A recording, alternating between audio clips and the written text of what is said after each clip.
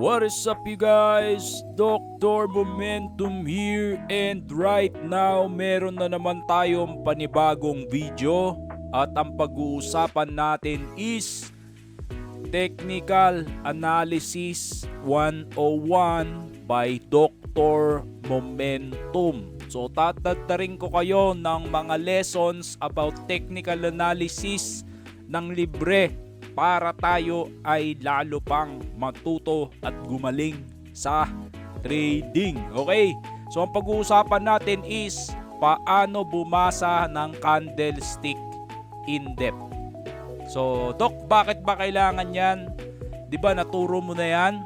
Yes, naturo ko na to, pero in this case gusto kong i-discuss sa inyo yung psychology kung paano ba bumasa tayo ng kandila. Kung ano ba yung thinking sa bawat kandilang binabasa natin. So, are you ready? Type candle below. Okay? So, dito as you can see, meron akong kandila na drawing. Ito yung mga ito yung mga kandila na madalas nyo makikita sa graph o sa chart. Okay? So, ang tawag dito guys is wick. Okay? Yan ay wick at ito naman ay body. Okay? So, dalawa ang part ng kandila. In essence, ang pinag-uusapan natin dito ay candlesticks, ano? So, itong black na to, yan ay wick, ito naman ay body. Pwede yung red o pwede yung green. Okay? So, saan ang wick? Ito. And then, this is the body. So, Doc, bakit magkaiba yan? So, ano ba ang pinagkaiba niyan? Ibig sabihin lang nito guys, dito muna tayo sa left side. Okay? Dito muna tayo sa left side. Ano ang pinagkaiba niyan? As you can see, dito guys, maliit lang yung wick niya o yung tinatawag na buntot. Bakit maliit lang yung buntot? Kasi konti lang yung weakness. Okay? So in essence dito, konti lang yung weak side. Okay? So itong body, ibig sabihin yan, kung malaki yung body, ibig sabihin malaki yung strong side. Strong side, weak side. So weak, weak, strong, body. Okay? So ibig sabihin lang yan guys, ang presyo nag-start, kunyari piso, nag-start dyan, and then dahil malakas yung presyo, umabot, sabihin na natin 2 pesos ito, and then dito 1.8. Dahil malakas yung presyo guys, nag-start siya dito at tumaas yung presyo hanggang 2 pesos within the day at nagsarado ng 1.8. Kumbaga, yung gap niya between the highest day, which is here, ito yung pinakamataas na sabihin na nating 1 day time frame yan, daily time frame yan.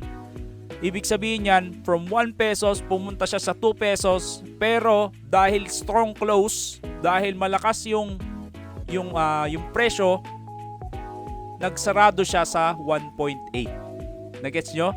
So kung mapapansin nyo, 0.2 yung difference niya from high of the day and close of the day. So, Doc, saan ba ang high of the day? Saan ang close of the day? Okay, in-depth na to guys ha. Ito yung opening. Ibig sabihin, dyan nag-open yung presyo. Ito yung closing. Dyan nagsarado yung presyo. Ito naman yung high. Diyan pumunta yung presyo ng pinakamataas sa time frame na daily in this context. Okay, so punta tayo dito. Alam ko medyo pangit ako mag-explain, pero kung nagets nyo, thank you. Okay, so open yan. This is the close. And then look at this guys. Yung presyo umakyat ng 2 pesos. In this case, 2 pesos siya. Highest of the day ay 2. Pero nagsarado siya. For example, sabihin na lang natin nagbukas siya ng piso, nagsarado siya 1.2. So, anong pinagkaiba niya? Ito, strong close. Ito, weak close.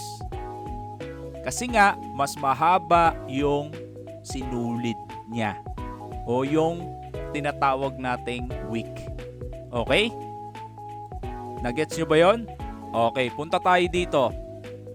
Ito naman ay tinatawag na, sabihin na lang natin na spinning top, pero engulfing na rin. Kasi hindi naman siya perfect.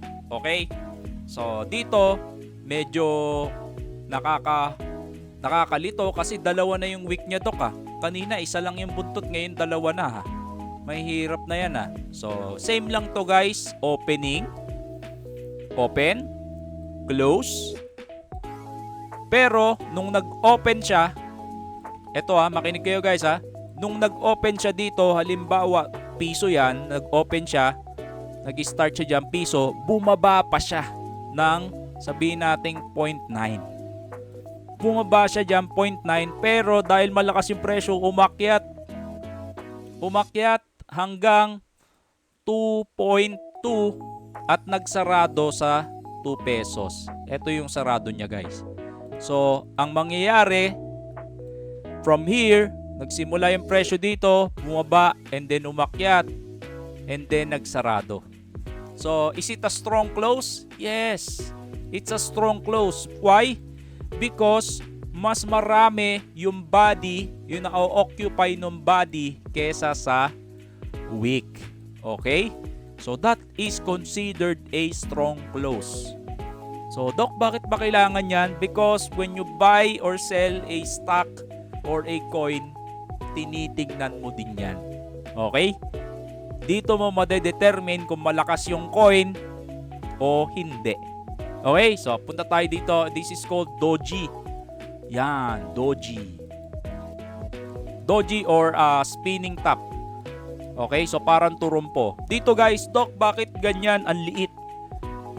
This is because, ibig sabihin, minimal lang yung ginalaw nung presyo. Halimbawa, punta tayo dyan, kunyari piso, open siya dito, and then pumunta siya dito, 1.2, sabihin na natin, and then nag-close sa 1.1, then, pero within the day, pumunta pa siya sa 0.9.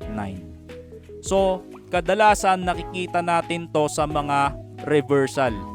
Pag magre-reverse na yung coin, magpapakita ng doji yan. And then yung downtrend, pupunta ng uptrend. Okay? So, ibig sabihin ng doji is indecision. Nagde-decide yung mga buyers, yung mga sellers, kung ibababa ba nila yung presyo o iaakyat nila. Kaya napakaliit. Kasi naglalaban yung tight yung labanan ng buyers at saka ng sellers. So, yung presyo hindi pa ganong-ganon, kundi dahil tight, maraming buyers, ay maraming sellers, maraming buyers, maraming sellers, maraming buyers, maraming sellers, hanggang sa ganyan na lang yung maging kalabasan yan. Dahil naglalaban nga yung buyers and sellers. Okay? So tight yung labanan nila, kaya nagiging maliit yung kandila. Okay, last tayo. Doc, ano naman to? Bakit ang haba ng buntot? So, weak. So, nag-open yung presyo guys dito. Alam nyo na yan. And then, umakyat yung presyo sa closing. Pero, within the day, nag-dip pa yan. Kumbaga, pumunta pa yan dyan, bumagsak yan. Pero, inangat ng mga buyers.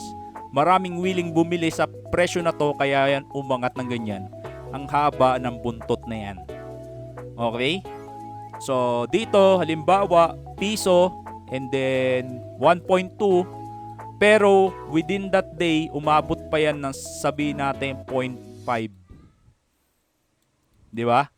So, nakita nyo? So, Doc, is this considered a strong close? Kahit mahaba yung wick niya? Yes, it is considered a strong close. Bakit? Kasi kung titingnan mo, bumagsak na siya, pero dahil maraming willing na buyers, umangat pa rin siya. So, that is a strong close. Okay? So, nakita nyo yung psychology. That is an in-depth psychology and explanation behind each of these candle patterns. I hope you learned something. If you learned something, small favor lang, Doc, hindi mawawala sa'yo kung isi-share mo yung ating video.